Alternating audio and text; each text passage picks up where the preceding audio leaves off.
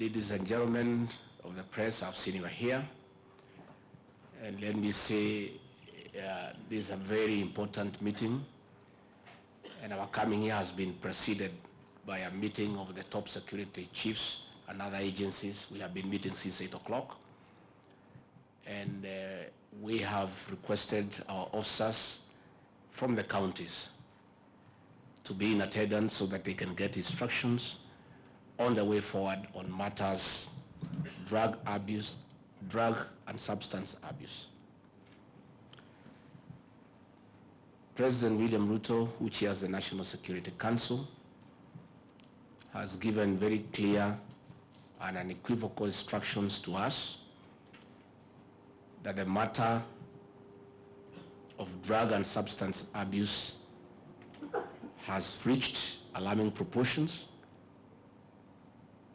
and is no longer a social issue, but a serious threat to our national security.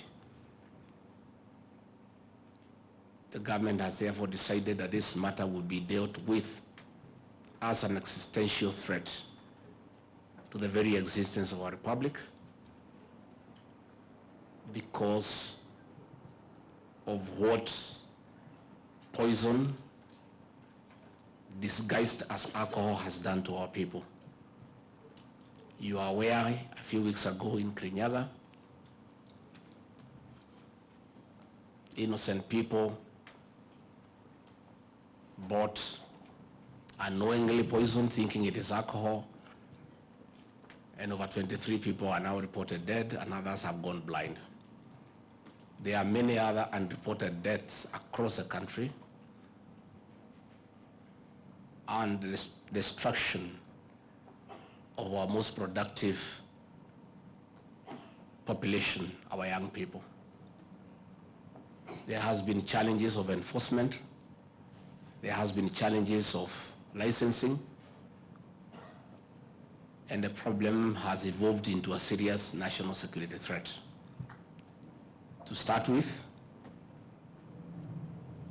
the advent of devolution, the 2010 Constitution conferred the powers to license alcoholic drinks to the counties, and that responsibility was being done by NACADA and the national government in a very responsible manner.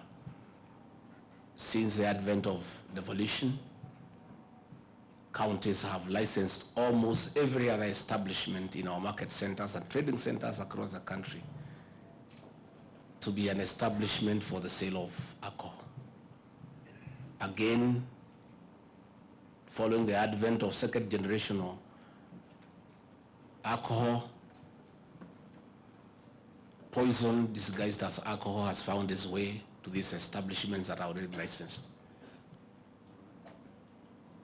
Again, traders who are not very nice people have produced the same drinks as counterfeit and put them into the market.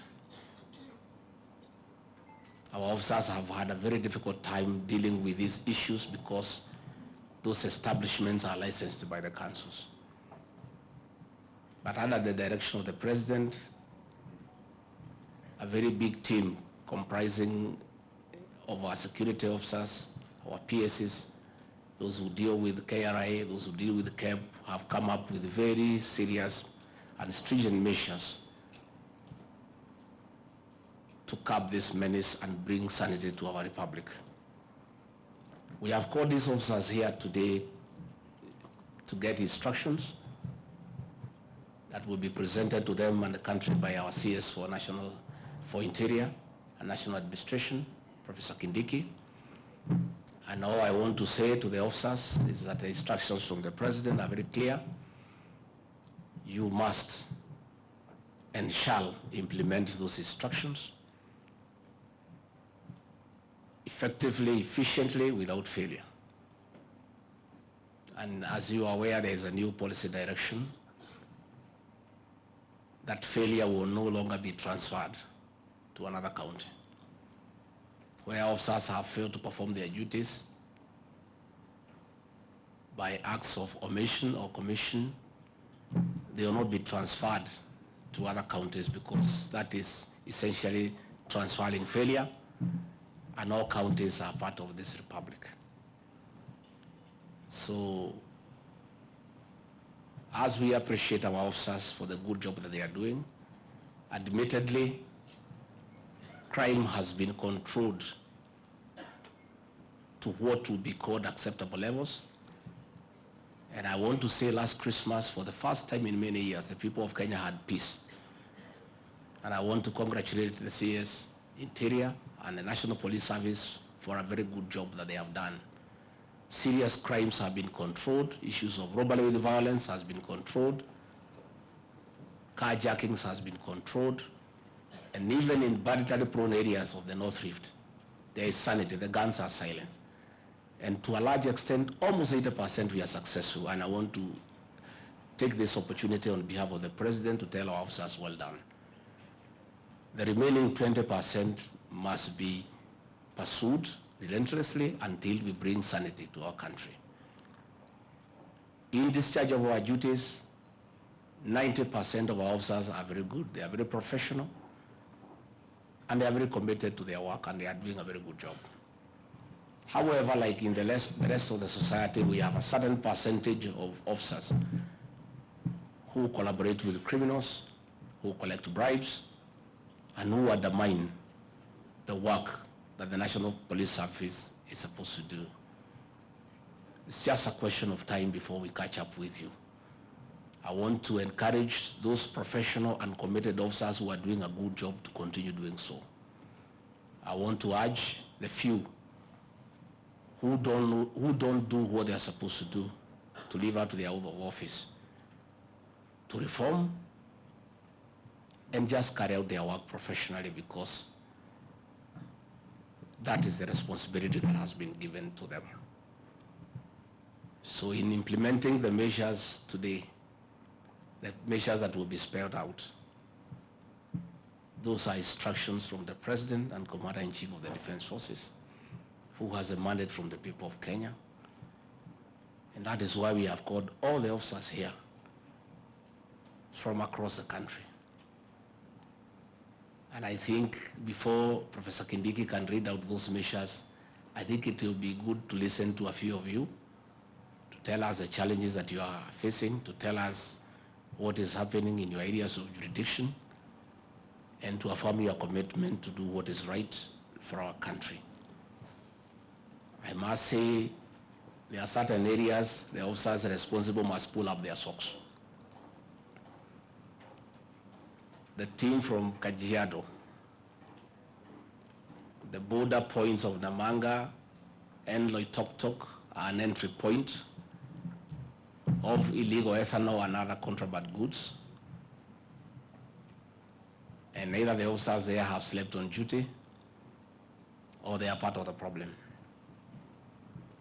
The officers from Migori County, there are challenges at the entry point of Isibania. The officers in Busia, the officers from Bungoma, those entry points. Again, the officers from Marsabit and Isiolo.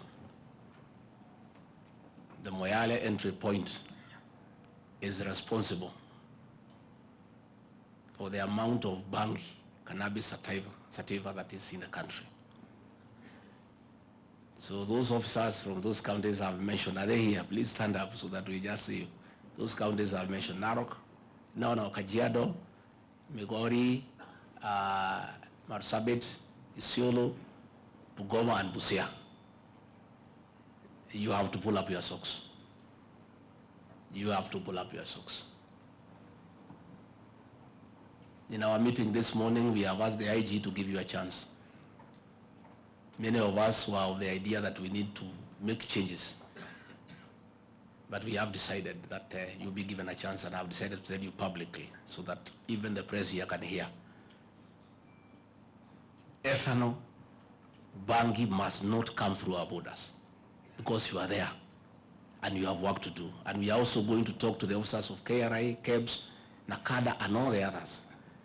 That is our weakest link in this fight, especially on Bhangi and ethanol. And you are there, And those contraband goods are coming to this country to kill our people when you are there. You are in uniform, you have the law on your side, and you simply don't do what you need to do. I'm telling you on behalf of the President and the government of the Republic of Kenya, it will not be business as usual. And when those goods come to this country, you shall be held responsible. Please sit down. Mfanye tu kazi yenu. I think